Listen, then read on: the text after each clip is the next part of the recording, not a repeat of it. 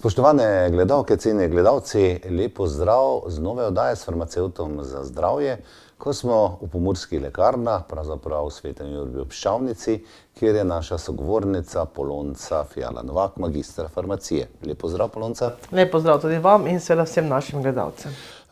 Kaj že morava danes, oziroma kaj bova govorila o spominu? Tako je. No, meni je že tudi ušlo, mi je že komaj ušlo. Pravzaprav, ja, govor bo o tem, kako ljudje ohranjamo spomin, kako prihaja do motenj v spominu in seveda posledično potem tudi do demence. Kaj je pravzaprav spomin? Tako je danes res oddaja namenjena predvsem spominu. Naši, bomo rekla, tisti živčni oziroma višji živčni dejavnosti, kot radi rečemo strokovno, ki je izjemno pomembna za kvaliteto življenja, to se pravi spomin je pravzaprav, mi smo tisto, kar se naučimo in kar pomnimo. To se pravi izjemno pomembna funkcija, brez katere pravzaprav nas sploh skoraj da ni. Zdaj seveda ne bova danes govorila o tistih enostavnih pozabljanjih, ker vemo, vsi pozabimo kakšne ključe, kam smo založili, pa pozabimo, kaj imamo zdaj recimo nekako na urniku. To se pravi v času nekih današnjih tistih res ogromnih informacij, kar nehnega bombardiranja z njimi, je skoraj da pričakovano, da tu in tam nekaj pozabimo. Tako starejša populacija, kot tudi tista delovna aktivna populacija. Danes bomo mi da se osredotočila ne na to, ampak dejansko na tiste okvare spomina, kot bolezensko stanje, Alzheimerjeva bolezen, demenca, ki pa naša življenja in življenja seveda svojcev bistveno spremeni.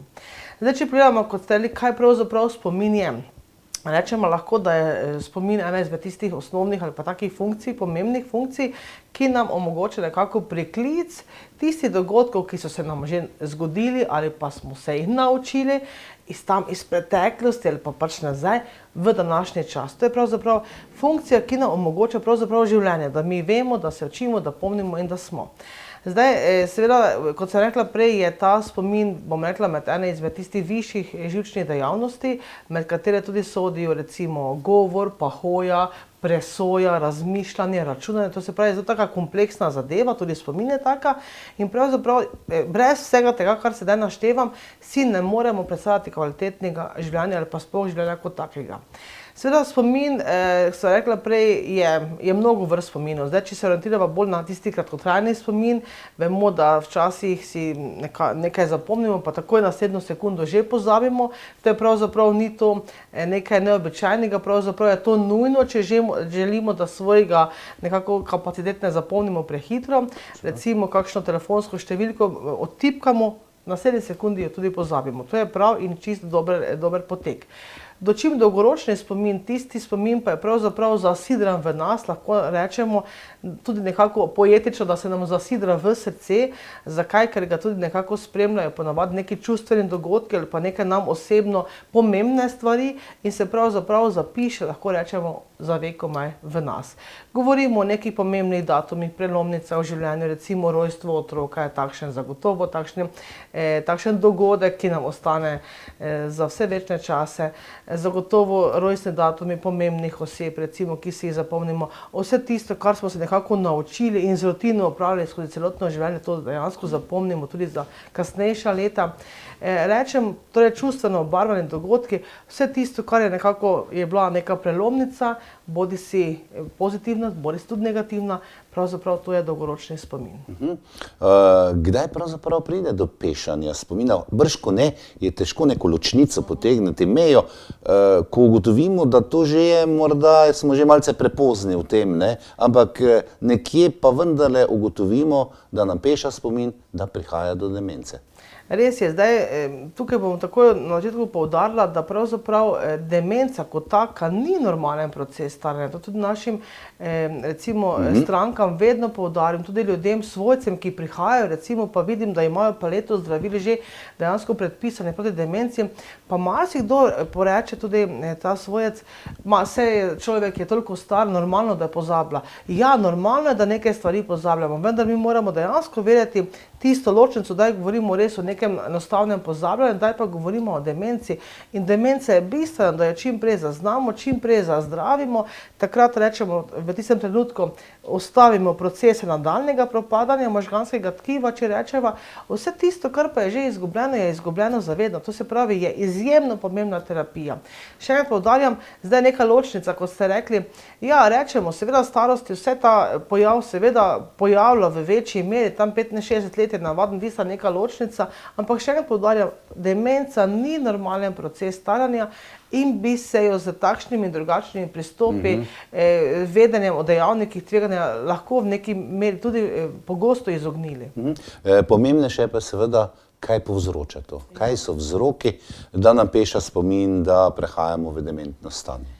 Ja, zdaj vzrokov seveda zagotovo veliko, na nekatere imamo vpliv kot vedno, nekatere največ teh zadev pa tudi pogosto ne. Zdaj, če pogledamo tiste, ki so zelo poglavitni, pri tem pa včasih na njih celo pozabljamo, zagotovo je dednost tista ena izmed, bom rekla, poglavitnih dejavnikov. Zdaj, če pogledamo po našem, recimo, družinskem deblu, recimo tam babice, prababice, malenko vsak pri sebi pobrska, ali kako so dejansko imeli razvite spomin v starejšem obdobju, izjemno lahko to prezrcalimo tudi na nas, na našo današnjo generacijo. To se pravi pomembno. Zagotovo vsi tisti dejavniki, ki jih vedno rada v najinih oddajah poudarjava, to se pravi neki dejavniki tveganja na splošno za bolezenska stanja, zagotovo tudi pri demenci, ateroskleroza kot taka, to se pravi žilne bolezni, to se pravi spremembe na žilnem sistemu, govorimo recimo o visokem krvnem tlaku, govorimo o recimo holesterolu, povečanih maščobah, triglicerida v krvi. Vse to dejansko vpliva na našo žilje, kar posledično tudi dejansko potem na spomin oziroma razvoj demence. Sladkorna bolezen, zagotovo spet takšna dejavnik tveganja. Potem, da ne govorimo recimo o raznih poškodbah glave, recimo tudi že v mladosti, pa se včasih ljudje potem sploh ne spomnijo, da kaj je bilo, pa ima velik torej vpliv. Na vse zadnje tudi naše razvade, govoriva o prehrani, recimo, spet nekako povezano z dejavniki tveganja, kot sem rekla prej, holesterol, povišan krvni tlak, sladkorna bolezen, kajenje, nezdrav način življenja v smislu premalo gibanja, premalo možganske telovadbe, o tem nekoliko kasneje. To se pravi, vse to so neki vzroki, neki dejavniki, ki jih moramo tekom življenja nekako spremljati, da skušamo spomin čim bolje ohraniti. Zagotovo pa tudi seveda prehrana, kakovostna, predvsem bova kasneje izpostavila vitamine B skupine, B12 kot taki v prehrani, tudi v prehranskih dopolnilih, kadar je prehrana potem tukaj mogoče skromna s tem. To se pravi, ja, veliko takih prijemališč, na nekatere, kot vidimo, imamo vpliv in ja, je dobro se nekako tega držati že v tistem odraslem, aktivnem obdobju. Zdaj simptomi pri sebi, jih tako ne opazimo, če nas se tole loteva, ampak pri tistih najbližjih, zanimivo se tudi stik, recimo, pa je tisti dolgotrajni spomin zapisan, kot se je rekli, je ženska ohranila in se spomnila datumov rojstev sestričen, ni pa vedela, kaj včeraj jedla, ali pa recimo pred 3 urami. Se pravi, simptomi neki so, kakšni, da razpoznamo to? Zagotovo ta simptom, ki ste ga navedli, zdaj vodoma zagotovo izjemno poglavita in najbolj tudi bode v oči, tako bom rekla predvsem svojce, kot tiste, ki se z ljudmi recimo tako čisto površinsko srečajo. To se pravi, kot ste rekli, pozabljanje. Tisto pozabljanje kratkoročnega spomina je precej okrnjeno, bom rekla. To je pravzaprav tista prva zadeva. Zagotovo pa demenca, jaz vedno rada rečem, ni samo upad spomina, ampak tudi upad intelektualnih zmožnosti. Pravzaprav govorimo pri demenciji o propadanju osebnosti kot take in to je pravzaprav tisto, kar nas najbolj skrbi.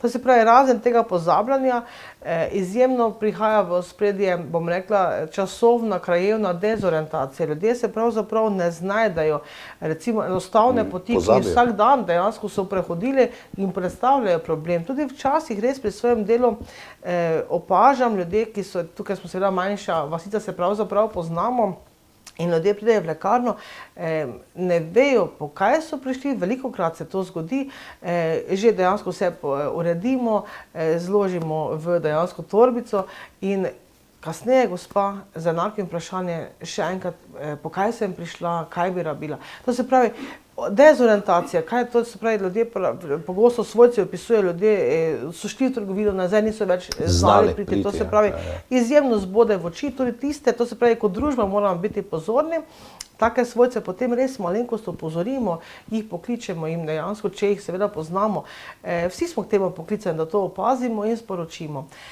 Zagotovo potem ljudje taki postanejo tudi v pogovoru veliko manj živahni oziroma ne spomnijo se določenih besed, ne razumejo povedanega, se potem tudi iz tega razloga nekoliko bolj osamijo, se nekako potisnejo nekaj v osamljenost. Zagotovo pomembni dejavni taki, ki nas tudi zbode v oči, recimo v trgovini lahko to opazijo tudi trgovke. Ljudje ne vejo več z denarjem, prej so dejansko rokovali z njim, zdaj ga ne prepoznajo, ne vejo, koliko je kaj vredno. To je prav taki pravzaprav simptom, da ne govorimo o tistih miselnih funkcijah, kot so jih prej omenila, računanje, recimo presoja. To pri takem človeku potem kar hitro zmanjka. Kakšno pa je zdravljenje pravzaprav demence oziroma posledično potem tudi Alzheimerjeve bolezni? Ne? Ja, tukaj, kot sem rekla, že prej izpostavlja, je bistveno hitro, da opazimo, da spostavimo nekak stik tudi s svojci, da potem se postavi diagnoza in gre v zdravljenje. Vendar pa želim tudi opozoriti, da so neke, bom rekla, življenjske situacije, ki človeka pritisnejo v neko takšno zmedenost, tudi pozabljanje, pa ne gre za demenco. Tukaj moramo torej ločiti tiste prehodne motnje ali pa motnje, ki se drugače zdravijo in so zelo podobne, torej temu, ko govorimo o pozabljanju, dezorientaciji, zmedenosti in tako naprej. Recimo omeniva tukaj niso čustveno neko stisko pri starejših ljudeh, se pogosto zgodi, posebej v nekih prelomnicah, to se pravi mogoče izguba sopotnika življenjskega, tudi upokojitev, moram reči, dejansko se celotni rutina, seveda pa rutina se spremeni življenjska, prej se tudi človek počutil nekako pomemben in izpopolnjen, mogoče zdaj ta delček manjka in tudi to človeka nekako prisili oziroma sili v neko drugo razmišljanje. To se pravi, tukaj bodimo pozorni, človek starejši, še posebej starejši, se pogosto čuti osamljenega, nekoliko odrinjenega, pozabljenega in tukaj moramo nekako storiti čim več, da iz tega potem ne izhaja tista zmedenost, pozabljanje, ki se popolnoma drugače seveda zdravi ali pa lahko doprinesemo k temu izboljšanju, ne pa nekako okarakterizirati z demenco. Tudi neke prehodne motnje, recimo pomanjkanje vitaminov, tudi predvsem vitaminov B12, bez vitaminov kot takih, ljudje recimo dehidrirani, slabše prehranjeni, ljudje tudi starejši včasih res, če so sami doma, za sebe ne poskrbijo, da bi kuhali neko kvalitetno hrano, nekaj pač prigriznejo, v starejšem obdobju potem hitro pride do nekih primanjkljajev, vrzeli in ta recimo tudi dehidracija izjemno se pokaže kot zmedenost, pozabljivost, to se pravi, gre samo za pomanjkanje tekočine. To se pravi, te spektre moramo kot prvo izločiti, dejansko ovrednotiti, ali gre za njih in šele, ko to izključimo, da to ne gre za to, takrat res potem opazujemo človeka in če se torej diagnosticira demenca, zagotovo brez zdravljenja z zdravili, govorim o zdravilih, ki se dobijo na recept, ne bo šlo. Zdravila na recept, bom rekla, so učinkovita, so varna, so kakovostna in tudi moram poudariti, da stanje, ko človek to začne jemati, tam se, kot sem že poudarila, se tam stanje ustavi in bolezen ne napreduje, kar je bistvenega pomena. Obstaja kakšen način pravzaprav, da lahko izboljšamo spomin, urimo spomin, tudi sami popreči, morda opazimo v tem, vem, da priporočajo reševanje križank, miselnosti in te. Kako pravzaprav, so kakšne vaje, so kakšne metode, da se spomin izboljša? Ja, zagotovo to je pravzaprav želja, ne bom rekla samo starejših, ampak tudi predvsem aktivne populacije, tudi mladostnikov, ki so nekako v velikih informacijah, se nahajajo v obdobju velikih informacij. Ja, zagotovo lahko vplivamo na urjenje spomina kot takega z določenimi tehnikami. Če se pa sedaj spet nekoliko preselimo vendar v to starejše življenjsko obdobje, demencija, Alzheimera in tako naprej, pa spet poudarim, ja, rekli ste prej, tako imenovana skorajda možganska telovadba, možganska miselnost je bistvena, da se začne izvajati že ali pa da se razmišlja o njej in jo vpelje v rutino vsakdana vseh nas, govorimo v tisti aktivni odrasli dobi. Kaj to pomeni? To pomeni, vsaka mišica našega telesa bolj bo v neki kondiciji, bolj bomo jo nekako z njo uporabljali, večjo aktivnost bo imela. Enako je z možgani, bolj jih uporabljamo, manj jih prepustimo rutini, dalj časa bodo služili svojemu namenu. To se pravi, rekli ste sami, že križanke, rebusi. Včasih doreče, tega pač komu ni blizu, nima tega rad. Nič hudega, tudi branje časopisa, branje knjige, izjemno uri možganske naše funkcije. Tudi druženje, če se spet osredotočiva na starejšo populacijo, druženje v družbi, to se pravi pogovor o raznih družbenih, političnih temah, recimo, ja, spet neka presoja, mnenje, razmišljanje, zagotovo je to možganska telovadba. Včasih rada rečem, vse to, kar je pač nekaj človeku blizu, kar ga veseli, izpolnjuje, na vse zadnje, pa kot vedno zdaj poudarjam, rutina je dejansko možganska telovadba nekako ni najbolj naklonjena. To se pravi, vpeljati neke nove zadeve v svoje življenje, recimo, če pogledamo ženske, potem doma kuhajo vedno pač po isti postopki, 40 let recimo so kuhale, vse normalno, kaj se bodo pa zdaj učile, pa vendar mogoče, če je čas dopušča, če imajo voljo, če imajo to strast, kakšen novi recept poskusijo, kaj novega vpeljajo. Pa dejansko tako, čeprav to je pri ženskah kar te izmenjave receptov, kar teče, pa vendar rada poudarim, tudi v tem smislu lahko urimo možgane kot možgansko terapijo, telovadbo. Velja prisluhniti, seveda pa vas sprašujem kot vodja lekarne, Pomurske lekarne, tukaj v Svetem Juriju Piščalnici. Gotovo obstajajo tudi kakšni prehrambeni dodatki, kakšna pomoč, za katere ne potrebujemo recepta, ki jih dobimo pri vas, če pridemo s težnjo, pojamramo, da opažamo, da zgubljamo spomin, veste svetovati, zagotovo in tudi kaj ponuditi. Res je tako, da pri vsaki stvari vedno se rada ozrem na police, ja, se kar šibi od raznih pripravkov, ne samo zdravili, ki se seveda dobijo na receptu in so izključno v domeni zdravnika, ampak tudi zdravila brez recepta, prehranska dopolnila, ki so pa lahko dobra popotnica, ne takrat, ko nas že neka bolezen ali pa demenca grabi, ampak veliko prej, da poskrbimo kot preventivo. Zagotovo bistvena preventiva, vedno rada poudarim, to je vedno res tista številka 1, zdrav način življenja z vsem tistimi stvarmi, kar smo danes že omenila. Zagotovo vitamini skupine B so pravzaprav v tem segmentu skoraj da neprecenljivi oziroma jih pravzaprav res nujno potrebujemo. Ljudje, ki vedo, na kakšni prehrani so, karkoli jim lahko manjka, ja, včasih je smiselno preči po B vitaminih, predvsem v starejšem življenjskem obdobju, jih rada dodajam, tudi starejšim svetujem, kakšen B kompleks je smiselno vzeti zraven. Če pa se osredotočimo veliko bolj na tiste specifične stvari, našim gledalcem verjetno kar poznanim, ginkgo biloba, to se pravi taka lepa rastlina, drevo z takimi srčastimi listi.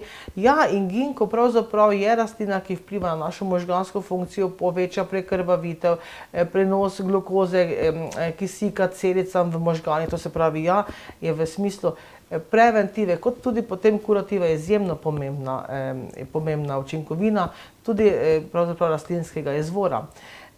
Včasih ljudje pa vprašajo, kaj pa lecitin, čeprav je pogosto spregledan, pozabljen, je vedno pravzaprav dobrodošel. Lecitin je fosfolipid, vemo, da so naše možganske celice in te povezave sestavljene iz fosfolipidov, taka maščobna ovojnica, in če tega ni, pravzaprav ni prenosa impulzov, ni dejansko spomina, ničesar ni. In ja, tudi ta v obliki lecitin, v obliki granul svetujemo včasih v jogurt ali pa zjutraj ljudje pojejo, je smiselno dati. Zdaj, če malo pokukamo še v zelišče, včasih ljudje to nekoliko najbolj pogrešajo, ta svet narava, kar nam ponuja. Ja, rožmarin je, pravzaprav vemo, pesem poje, rožmarin je za spomin. Ja, in res je, kakšna skodelica napitka, čaja, rožmarina lahko zelo doprinese. Je pa res, da vedno rečem rada, narava nam veliko ponuja, vendar tudi ima veliko nekih opozoril, kljub temu, da je naravni izvor, pa daje občutek popolne varnosti.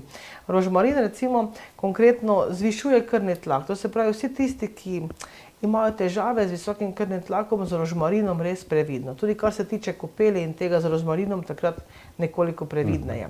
Jabolko vsebuje fosfor, izjemno pomembno za našo spominsko funkcijo, dušeno, kuhano, narezano. Ljudem rada rečem, tudi tukaj lahko poskušajo recepte. Jabolko na velike načine, tudi kar se tiče spomina, dobrodošlo. Veliko je teh, bom rekla, osnovnih tudi sestavin, kar se tiče prehrane, ki jih lahko dodamo in lahko veliko doprinesejo. In verjamem, da ne samo z zdravili, ne samo s temi prehranskimi dopolnili, z vsem tistim, kar sva danes tekom oddaje govorila o zavedanju, o vzrokih in tako naprej, lahko doprinesemo, da spomin ohranjamo čim dlje, potem recimo v starost, dober spomin, ohranjen spomin. Je pa res, da sva prej tudi govorila, da vedno neko ravnovesje mora obstati, da se vsega pravzaprav ne moremo zapomniti, da to tudi moramo vzeti v zakup, da imamo omejeno kapaciteto spomina in včasih moramo pač kaj pozabiti. Tukaj bi predvsem apelirala na naše gledalce, na vse ljudi pravzaprav, da tudi moč pozabe izjemnega pomena. Mi zdaj danes govorimo sicer o spominu, tako, da znamo pozabiti, prek česa stopiti, odpustiti, tudi odpustiti, pozabiti zamere, recimo, to so take stvari, ki nam tako dajo, bom rekla, ne samo kapaciteto za tiste boljše spomine, ampak tudi za bolj kvalitetno, miljeno življenje, pa tudi na vse zadnje za to, da potem za našimi dejanji res ostajajo neki tisti spomini, ki so vredni potem obujanja tudi potem v prihodnosti. Polonca Fejala Novak, magister farmacije, hvala za današnjo razlago. Ve, cenjene gledalke in gledalci, pa upam, da ste kaj si zapisali v spomin, namreč to je bila tema današnje oddaje s Farmacevtom za zdravje, in da vam bo ostalo kaj, kot reče tudi magistra Polonca, o vaši bazi, o tem, kaj sva danes govorila. Tema je bila spomin in seveda do prihodnje oddaje na snidenje s Farmacevtom za zdravje.